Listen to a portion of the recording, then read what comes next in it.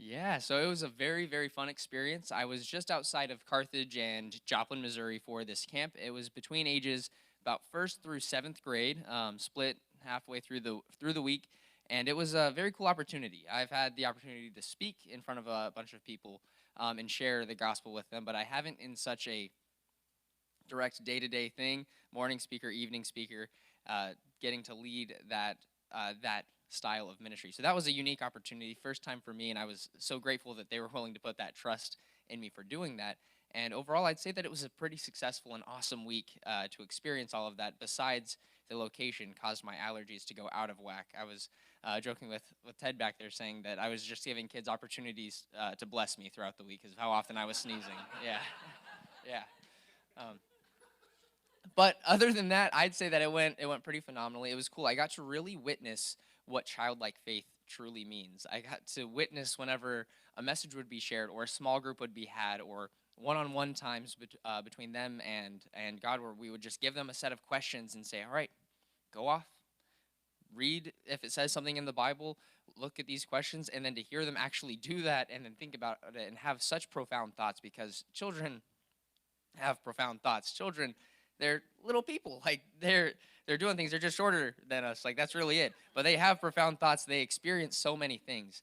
And the what we were talking about throughout the week was this idea of revive. The verse that we were going over was in Second Corinthians, talking about the new has come, the old is gone. If anyone is in Christ, they are a new creation. So that was the theme verse throughout the week, and I got to see different kids start to break down these old structures, these misconceptions of God, of how God views us, of how we speak to God, and who Christians are and how they interact within the world. We got to break those things down. And I got to see that affect them in ways. One way specifically that we were talking about was God is in control of all things, but that does not mean God is in control of our suffering. That was a very, if you think about it, it's a hefty concept to share with first through seventh graders. But that was exactly what these first through seventh graders needed.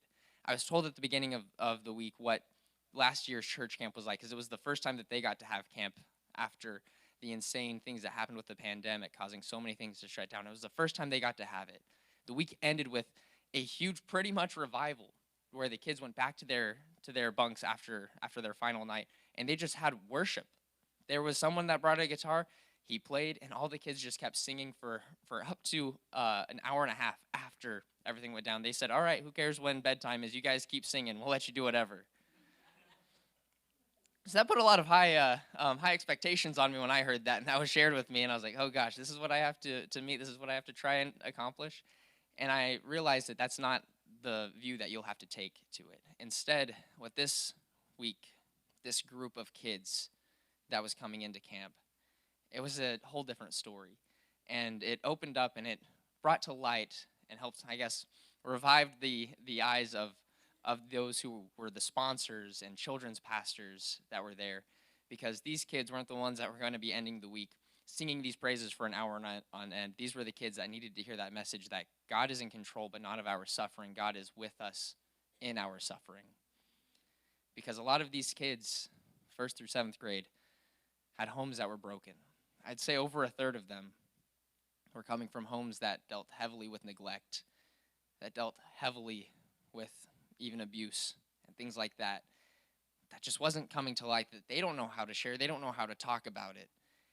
But this was a week that they had the opportunity to share. They had the opportunity to come forward to their children's pastor, to their sponsors, and felt like they could say something. They had a week there to be somewhere safe, to be somewhere guaranteed to be loved and guaranteed to be heard.